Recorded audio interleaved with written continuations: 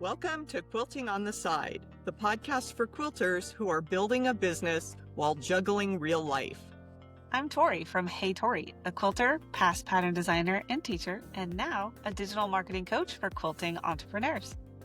And I'm Andi from True Blue Quilts, long arm quilter, pattern designer, and quilting instructor. Between the two of us, we've taught workshops, launched programs, joined summits, and stayed up way too late trying to finish one more quilt binding. On this show, we're sharing what's worked and what hasn't in our interviews from incredible guests, everyone from quilting solo business owners to CEOs. So if you're running a quilting or creative business or dreaming about starting one, you'll find real talk, honest strategies, and a whole lot of support here. So grab your notebook, grab your pen, and let's dive into another episode of Quilting on the Side. Welcome back to another episode of Quilting on the Side. Tori, I have this topic on my mind, and I want to get your ideas on it. I am drowning in sample quilts.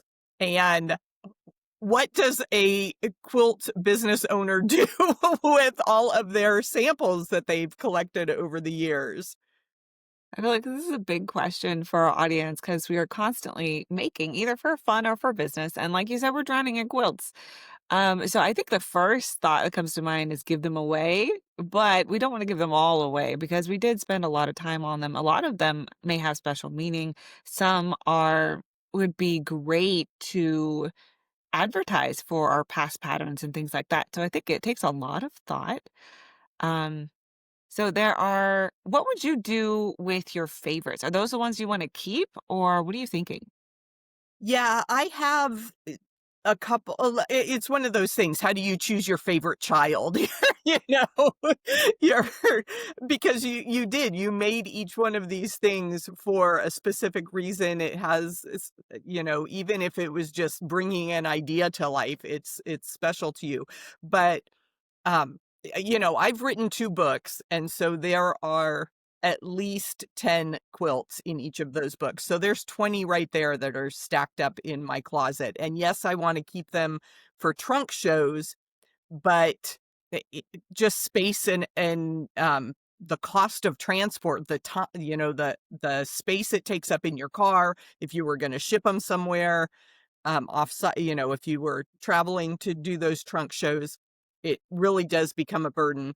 So I've got good photos of all of them. And I think the most meaningful ones are like the cover quilt that I chose. I'm not going to get rid of that one. It's one of my favorites. And there was like some of the others that I really spent a lot of time and effort, especially on the free motion quilting. There are a couple patterns that, aren't the cover quilts, but the execution of the actual quilt. Not all the details came through in the book, and they're really special to me. So I probably take 1 or 2 that I would want to keep forever from those book samples, and the rest I would be willing to part with. But Well, I deciding think deciding what to do is the hard part. So, if I could gift them to someone in particular, but again, families of quilters, it's like everybody has 6 quilts already. So it's important to point out what you said. In preparation for this, you took really good pictures of all of them. So even if, like our listeners are thinking about what about trunk shows, well, you can create a slideshow from those pictures and have some key quilts as live examples rather than every single one be a live example. So that's one way that we can kind of use them even if they're not with us. I think that's important to point out. And another way is if, like you said, everybody has a quilt already, I'm thinking of ways we might be able to repurpose them. So what comes to mind when we say repurpose? that trend recently of quilted coats is really intriguing to me. I don't necessarily need one myself because I live in a very warm climate. And so, we I'm not the type of person that's gonna have a quilted coat on, but I would that idea came to mind. I've been seeing recently a, creator on Instagram who makes hoodies from quilts, and I have one particular sample that I made with when I was an Island Boutique ambassador, and I didn't execute it very well. It's a design I wanna go back to, but I was under a time constraint. I didn't have the exact fabric for the background that I wanted with the assigned line of fabric that I had to create with. And so I just kind of threw this mishmash together, and it would make a really cool hoodie because it's almost a camo pattern. And so I think, having that as a wearable instead of this finished quilt that I don't think looks that great anymore, um, that might be a good way to repurpose that sample. It makes me think of, I think it's a great idea, first off. I wanna say that. I think that's a great idea, especially 'cause, didn't you describe it, like, looking almost like camo? Yeah, it's got a mottled background, that watercolor batik effect, and it's in these browns and grays, and it just yeah, it gives a very almost woodland masculine feel, so I think it would translate to a hoodie or a jacket pretty well, so That's really cool, and that's been fashionable lately is quilted clothing. So I've seen not just hoodies and jackets, but also, skirts and things like that, and, quilted pants pants, and like, people are overalls. yeah, they're cutting, like, panels and, like, putting them in pants, and that could be a fun way to repurpose. So you can wear the art that you've created, which would be really cool, Yep. especially when you go to places like QuiltCon or a quilt show or something like that, or even just, like, walking around a craft fair. People there would probably really enjoy seeing your quilted, wearable art in a way. Um, not in a way, but wearable art. Yeah. Yeah. So I think that's a fun way to repurpose them. What do you think about selling samples? Have you ever looked at that? Yeah, I do have an Etsy shop that I put my quilts on, and, actually more for my mom who, when we say we come and you are the same way, we come from a quilting family, we quilt ourselves, and so you've got double the amount of finished quilts sitting around, and it would be nice to get some money back that we've invested. Um, it's another income stream, and with anything, what you give your attention to is gonna grow, and Etsy does not get much of my attention, and so it's just, like, random times that things sell, and it's always that pricing discussion, you tried to sell quilts early in your career. How did you find that price point with, the time and effort and cost of materials versus what people are willing to pay? Comment on that? That's the eternal struggle. I mean, I was just listening to a podcast today, Sam Hunter's podcast, the Revolutionary Craft Business Podcast. It's got a long name. She shortens it to the Rev Craft podcast. So I should link it below, so that you can go listen to hers because it's a great podcast if you haven't listened to it. But she was talking with a guest who was talking about this exact subject where because it's considered a craft, a woman's hobby. It's not valued. Quilting isn't valued like a fine art, such as like painting or something like that. So the cost of what we create is priced lower because of that in general. And there's a lot that goes into that discussion. There's a lot of background and stats and things that support that. But with that in mind, it is difficult to sell handmade quilts. However, there's always a market. And like you said, if you put the effort into it, you can sell it. Um, but it is a struggle, and it's something that you would really have to invest time into to build up a market where you could sustain that as a business. As a side thing, where if you're just listing them and thinking, oh, if they sell, that's great. If they don't, I'll keep them. I think it's okay to go that route and just keep in mind if you do want to actually move that product, you need to be more active. So going to places where people buy art and maybe doing a showcase at a local museum or gallery. Like some offer low cost, some offer like group rates where you can get a bunch of designers together and do something like that. So there's ways to figure that part out. But in a short term, selling would be really difficult. But if you have an idea where this could be an arm of your business, where it can be one of those things that sit there and wait, and then when you're ready, you can be like, "Hey, I've got quilts on sale. Come and get them." You know, you're ready to really push it. You can push it. There was a discussion in the Quilt Patterns Designer group about selling samples to quilt shops so they can continuously have samples, whether for classes or patterns or things like that. That could be really cool. I would also look at your fellow quilters because we tend to make our quilts, but we also love to buy quilts that are outside our skill level. So that's something to address. You can talk to other quilters, talk to people at local quilt shops and quilt shows, and talk about, hey, I've got quilts that I'm a pattern designer. I've got some of these. I'm thinking more complicated quilts would probably be a little bit easier to sell, especially if you do things like Niemeyer, Judy Yeah, Niemeyer quilts or Judel Niemeyer quilt, like something like that where it has an impact. I feel like those would be easier to sell rather than some of the quilts that I make, which are more like basic blocks and big easy finishes.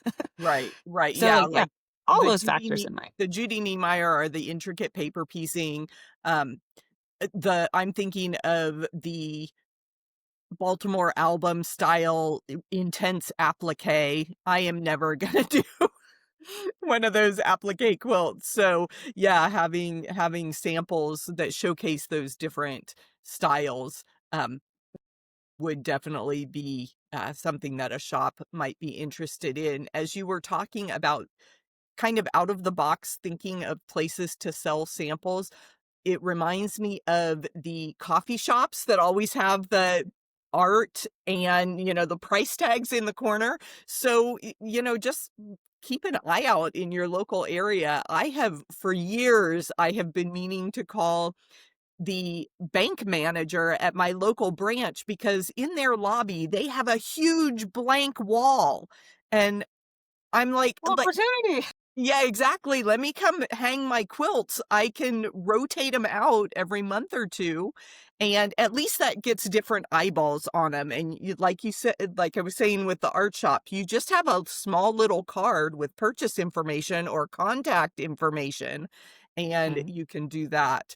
Um, every so often, I will go to a craft fair and try to sell some of my finished quilts, finished samples and things, and mm, again, it's the market, people aren't willing or generally aren't ready at a Saturday craft fair, when they've got, a churro in their hand. They're not ready to drop a couple $100 on a finished quilt. So you have to know your market.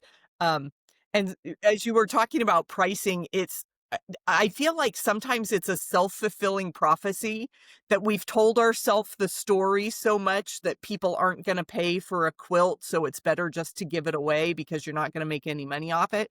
But if we start pricing our quilts at 500 to 800 to $1,200, then people will learn that that's what it costs. Well, I love that you said that because it brought to mind my mom is really active in her guild, and one thing that they started doing every year instead of a quilt a quilt show, they've been doing a quilt auction.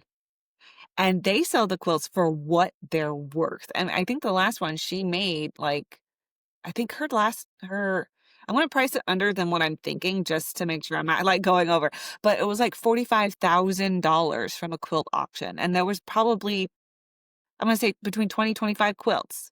So you Mhm. can imagine how much money that created for each quilt, and some were big, some were little, some were sets of, like, table toppers, table like the table runners, that's the word I'm Yeah, looking for. runners and placemats, yeah, Yeah, to exactly. the Like table. that kind of stuff. So there's a nice mix, and there's some bed-size ones. There was a huge mix of different kinds, and that makes me think of your audience, going back to the audience. So with that quilt auction, they make sure to invite people with wallets and people who appreciate the art and the handmade business and a handmade quilting fiber art industry. So that they know this is going to be successful because these people understand the value of quilts. And I like at least a third of the audience are quilters themselves. And it also makes me think back to when did I have the most success when it came to markets? One was a Christmas market. So when they're looking for gifts, that is something to really think about. They're looking for gifts and to position these quilts as high-end gifts could be a really great way to go. Another one that I had a lot of success at was at a rich part of town. So keeping that you may have to drive to a bigger city where they have the ritzy part of town when they're doing a local art scene type. It might not be called a craft fair. We have an arts beats and eats, a festival. It's like a festival, but it's in downtown Royal Oak here in the outskirts of Detroit, and Royal Oak is known as a bit of a higher end place to live. And we're lucky enough to live on the outskirts, right, where the price point is, like, middle. Right. So it's Affordable. we're really close to, like, the good parts of the town, not good, but, like, the ritzier parts of town, so we could, if we wanted to, go there. But anyway, you could look for those events where you know people are coming that have a little more expendable income than those that go to a craft fair at the local fair, at the county fair per se. So, looking at that kind of where is my audience? You gotta look at where is the money too, and that's not something we talk about a lot. We don't say, "Hey, where are the rich part of towns?" And that's a Mhm. conversation we always have when, I'm moving and I'm Mhm. looking at the Goodwills. Yeah. And, like, the thrift shops, like, looking at going to those stores first to find furniture or, and things like that to fill our houses. Because whenever I move, we have to sell some of our furniture because it's not gonna fit in the new house no matter where we're going. Either the living room's a Right. weird shape or the the kitchen needs a new fridge and our fridge is too tall Yeah. or, like yeah, we always have to sell something and buy something when we get there. So, that's something that I've learned is to go to what I can tell are the more pricey ends of town and look at those Goodwills first, those thrift stores first, because I typically find better furniture or more like even antique pieces sometimes than going to the one that's closest to me. So that's something to keep in mind with your quilts as well. You want to look for the high end areas and see what's going on in there, and maybe you can get your quilts in, like the coffee shops, like you were mentioning Mhm. in a downtown area where you Yeah. know things are like the jewelry stores are, where the high priced gyms and the bougie yoga places, like Right. having your quilts there will be more beneficial than having it, down the street at Starbucks. Right, right. Yeah. Yeah, as you were talking about going to the ritzy areas, I'm in the Phoenix metro area, and Scottsdale is always like the bougie place in Arizona, or Sedona, and it started me thinking along those lines of, if you have some of the smaller quilts, maybe you approach some kind of small boutique type shop that has, not the big department store, but the ladies' fashions and or the kids stuff. I'm thinking baby quilts in some kind of kids store, but not the Pottery Barn. Okay, so now we have an idea that what we're gonna do with these samples at the end is possibly sell them, possibly give them away. What kind of things or how can we plan ahead so that we're more prepared to get rid of these samples? What do you think? Yeah, that's always a great idea. Um, the saying, begin with the end in mind, that you have to have a goal. So while it is important to jump on trends and to try to be trendy, in line with what the current vibe is, whatever you don't always have to use the hot colors of the season. You can go with some of those timeless color schemes. Yeah. Um, Well, and red, also white, because when you're working with pattern companies, you have to be on top of what's trendy and what they send you. So yeah. right, Yeah, but right. what are So some of those color schemes? Sorry. yeah, I was saying red, white, and blue is always a great, color scheme that's gonna find an audience somewhere. Um, Christmas colors, that those traditional red and green, um, will find an outlet. Rainbows are always popular, and then sometimes neon is good, sometimes not. Sometimes you have those, dusty rose muted colors. Sometimes those are out of fashion. So if you can kind of stick to the classics, it may help. And a lot of people like to design and make their samples with solids because those people that want their quilt to look just like the cover of the pattern, it's hard to find those out of print lines and then you're always recreating the cover image to Well, keep up with the latest and greatest trends. But, um, you had mentioned, working with what the fabric companies tell you, and that was the exact problem I had with that quote ugly quilt that I was describing earlier, that I don't know, what to do with this now, because I felt constrained with the line of fabric they sent me, and I was like, I have to match it to something else that from that fabric company. And I didn't even think to ask. So go ahead and ask the question, hey, can I get a couple yards, 3 or 4, whatever the requirement is, of this other fabric to work with the pattern, rather than trying to make do with something that doesn't quite look as good. The worst they can say is yeah. no, use what you have, and then you're in the same boat. But it would have been worth few days of back and forth questions and shipping to end up with a better product. And we've learned, especially through our interviews, that a lot of companies, a lot of fabric companies tend to have basics lines. So Mhm, I think that's always good to kind of reach out and be like, hey, is there something from the basic line that you could use to kind of fill in this, like you said, background fabric or accent fabric, something like that, to where it's pretty much always available. I mean, things are going to change eventually, but their basics lines of these, the main fabric manufacturers, like, we got Bella Solids is mhm, always there, Kona Solids, well, depending that one's a right. little up in the air, but kind of solids probably is gonna be there, but a lot of them have a basics line that you can kinda choose blenders or, solids to go with that. And to that point, for those, who are thinking about entering pattern design and, solids are usually great to go with quilts or blender, something that doesn't have a lot of texture because it showcases the quilt pattern itself and not the fabric.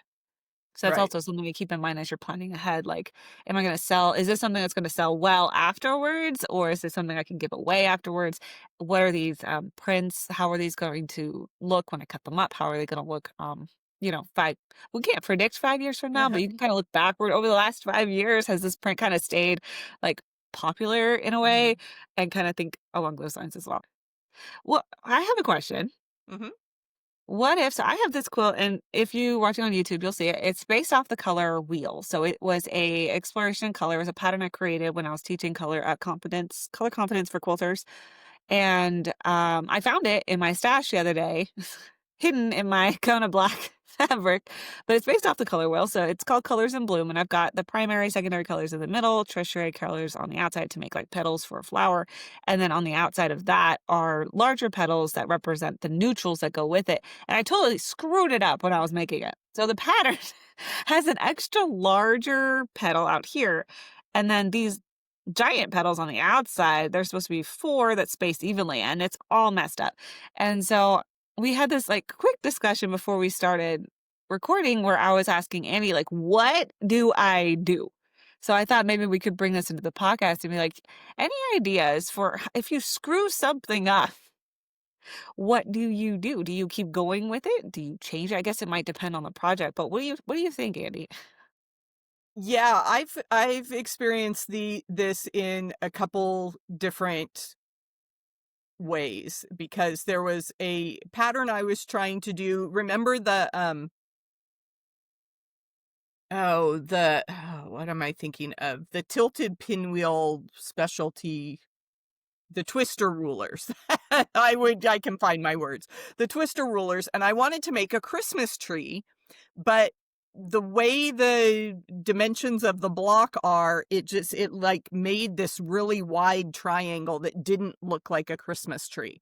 So I get the whole thing pieced, and it looks dumb. And so that is honestly in a pile of UFOs, and I'm like, I could at least finish it and make a pet bed out of it, but it's like I'm saving it to do a failure video on YouTube of failed projects.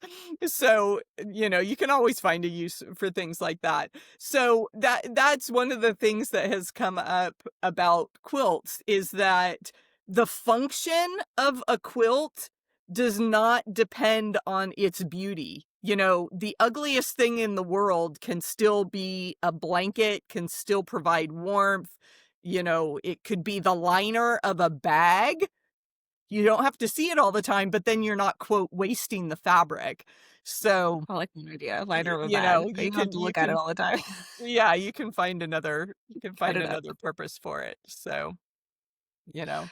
Oh, it could be fun for improv. What if you take a quilt you hate? Like, you had this Mhm. great, like you said, you had a great idea. You're going to do this. It's going to look like a Christmas tree, and it just doesn't work. And you're like, oh my God, what am I going to do this?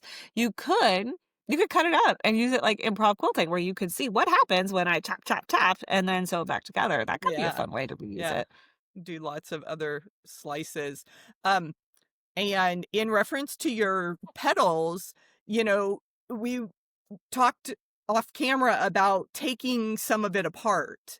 And so, reducing it back to the part that worked. If you Yeah. went one step too far and, it's not like baking. If you add a little extra salt, you've ruined the whole dish.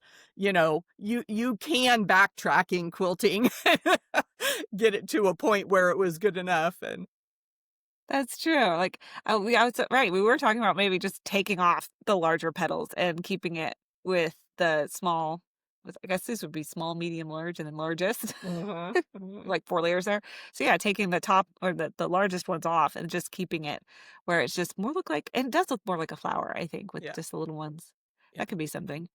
But then I have to figure out how to get because it's fused down. It's not quilted yet, but it is fused, except for this one up here that looks all funky. That's when I, like, stopped and was like, "Wait, these aren't lining up like they're supposed to." I completely screwed up the second or the second ring of the The larger way the flowers. neutrals blend, Yeah, yeah. I screwed up the Yeah. neutrals. Yeah, so and it never got finished because I that was a question. It was like, "What did Mhm. I do?" I don't know what I did. I was at the time pregnant, so I had a baby very shortly after I had fused this on, and did not have any energy or brain space to fix it. So now I pulled it out, lost in my black fabric, and now I'm like, "Okay, how could I fix this?" And now I Mhm. have to figure out how to unfuse something. The other Good. option that, I've heard from floating around in the design/art/quilt world is that, you add one kind of odd element and it looks like a mistake, but if you repeat that similar type of design choice, then it becomes an intentional experiment. So whether that is adding, a pop of yellow, just one yellow block is like, oh, she ran out of fabric and just threw that in there. But two or three makes it more like an intentional improv pop of color. So I'm thinking if, that one piece is lined up right in line with the previous one where all the other ones are kind of offset. So if somewhere you could find two or, a couple more places to line things up in a similar way, then it might look more intentional. Oh, that's a good idea. So, I was speaking with one of my friends, Monica, who also saw this quilt because mhm, I've had it up there all week, so, like, all my client calls have seen it, like, all the coaching, I'm like, "Yeah, that's my quilt, I'm trying to figure it out." She also suggested, and I just remembered this right this mhm. second, but she also suggested making more, she called them boomerangs, with the larger Yeah, ones and just filling it all in. right, So right. And that was my that other could be an thought. option. Yeah, yeah, But then I don't know if I like it that way. So I guess it's just personal preference at this point. right. I like your Yeah. idea of walking it back. It's just in my how do I get them off? Because 'Cause I've I got don't these know if you 3 have to pieces. soak it or, this is the call for the hive brain of quilters online is if you know how to undo fused pieces and take them apart. I think there's got to be a way to just, peel it back Tear it off. and somehow Like, I might be soften able the just to glue. tear it off, but it might leave a residue. Yeah, well, and that's But where I'm you not kinda have to kidding. wash and scrub and, or Yeah. or if it you peel it off and it looks horrible, you trim just outside that first neutral petal round and then applique that whole thing onto another. Just cut it out. Yep, exactly. Oh, that's an idea. That could work. I could just cut it out. Yep, That could yep. work. So, just in case anybody has advice, what I'm planning on doing with this is I'm not planning on appliquing it down. I'm planning on throwing it on a long arm because I do not have the patience, unfortunately, to do it twice. So, I'm throwing it on a long arm. It will be quilted on a long arm. But if I do cut it out, maybe it'll be that's an idea, but that's a Mhm. circle then. So then I have to figure out how to do the inset circles, I think is what it's called. Well, if you just had Or another layer of plain background, I mean, yeah. you could do that on, it becomes kind of raw edge applique at that point if you And put you have the rainbow fabric, like, I have a rainbow thing with a gradient. Oh my gosh, I could do that. I could put it right okay, we got some ideas going. I might show up Yep. So here next is time a with some new supers. feature of the podcast is design in real time. How to take a quilt you messed up and make it better. Yep, yep. So So much fun having these discussions. Hopefully, we have given you some ideas for things to do with your samples, different directions to take your projects. And if you have any ideas for us, what has worked for you in terms of selling or gifting your samples, we want to hear them. So leave a comment, and you can also join us for real time conversation on our Patreon channel. Tori, tell us about the different levels of Patreon. Definitely, Patreon, we have 5 levels. We have free, we have $5 a month, and we have $15 a month, and they all have different benefits. And the $15, you get the one every month we meet for live question and answer, so it's kinda like a hot seat where everybody gets to share. We're, intimate enough still where every si oh, well, I think this is gonna continue because either way, we Mhm. could do breakout rooms and, like anyway, there it's everybody gets their question answered. It's like hot seat Mhm. coaching where you come, you bring your wins, you bring any questions or challenges, or we can just talk. Like last time we met, we had like the first 15 minutes, we were just commiserating because it was a rough week all the way around. And we were just like, man, I feel you. This week has been tough. And then we kind of problem solved one person's question. Another person was just sharing what's going to happen next. We had some ideas for her to kind of make the most of an opportunity. So it's a really, really fun way to get together. And that's why it's called a live Q&A because it's not direct coaching. It's not, we don't have any promises. We're meeting together and we're networking and we're Mhm. talking out our issues with other people who get it. And it's been so much fun. So if you are looking for a community like that, go ahead and check out our Patreon. I did want to throw out something for our audience when Andy was talking about sending in questions about where to sell. If you sell quilts online and have found success doing it, and that is your full time either business or side business, we would love to invite you as a guest. So reach out to us because that is a question we get a lot is about how do I sell my quilts? And we have ideas, like I said, like Andy said, I sold quilts in the past, but we'd love to hear what is working right now for you. So if you have that experience, feel free to reach out and we'd love to have you on. That's a wrap on today's conversation. We hope it gave you something real to take back to your business. And if you liked this episode, please hit subscribe and leave us a review. It helps more quilters find the show and feel a little less alone on their entrepreneurial journey. And if you want more support from behind the scenes content to live chats, you'll find more in our Quilting on the Side community on Patreon. And as always, don't forget to do A little quilting quilting on on the the side. side.